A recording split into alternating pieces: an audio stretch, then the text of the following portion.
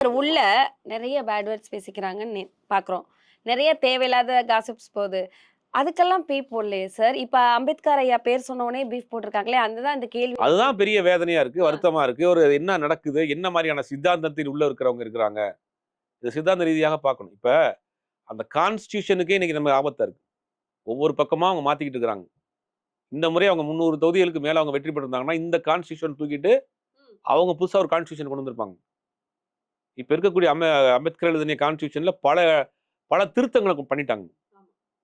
பல திருத்தங்கள் ஒன்னொன்னா திருத்தங்கள் பண்ணிட்டே இருக்காங்க. ஃபுல் மெஜாரிட்டி இருந்தான்னா, அத அப்படியே தூக்கி வச்சு புதுசா வேற இவங்க இவங்க சித்தாந்தத்தை சொல்லக்கூடிய ஒரு அரசியலமைப்பு சட்டத்தை உருவாக்கிருவாங்க. இன்னொரு கூடுதல் தகவல் என்னன்னா, பாபா சாஹிப் டாக்டர் அம்பேத்கர் எழுதின ஐபிசியே இல்ல. ஐபிசிங்கிற பேரு இந்தியன் பீனல் கோடுன்னு தான் அவர் எழுதி வச்சிருக்காரு. ஆமா, ஆமா. நீங்க ஐபிசி எடுத்துட்டு பிஎன்ஒய்எஸ்ன்னு ஒண்ணு, ஆ. அதாவது பாரத நியாய சேகான்னு சொல்லி ஏதாவது சான்ஸ்கிரிட் வார்த்தையை பயன்படுத்திட்டாங்க.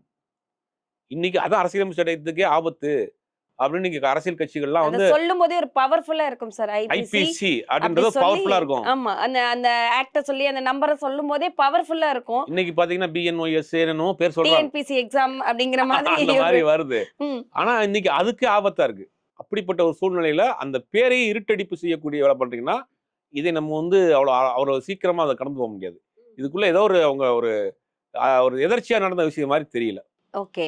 அப்ப யாரோ சொல்லியிருக்கணும்ல சார், இந்த பேர போடக்கூடாது. இந்த பேருக்கு பீப் போடுங்க அப்படின்னு சொன்னனால தான் பீப் போட்டுருக்காங்க. கண்டிப்பாக. இல்ல அவர் பெரிய தலைவர் அப்படிங்கிறனால வந்து பீப் போட்டுருப்பாங்களா? இல்ல அவர் அரசியல் கட்சி தலைவர் கிடையாதுல்ல. ஆ.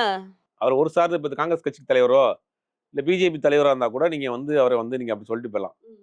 அவரை வந்து ஒரு பொதுவான தலைவர். பாஜகவும் ஏத்துக்கிறது, காங்கிரஸும் ஏத்துக்கிறது. அவருடைய நிலை எல்லா நாளும் போய் காங்கிரஸும் மாலை போடுது, பிஜேபி மாலை போடுது.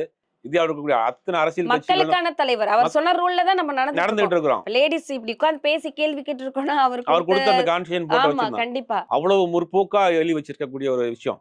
அப்படி எழுதிய வந்து இந்தியாவினுடைய ஃபாதர் ஆஃப் லா அவருடைய பேரை நீங்க சொல்றதுக்கு நீங்க மாறிங்கன்னா என்ன சித்தாந்தத்தில் இருக்கீங்க? உங்களுடைய தாட் என்ன? தாட் ப்ராசஸ் என்னங்கிறது புரியல.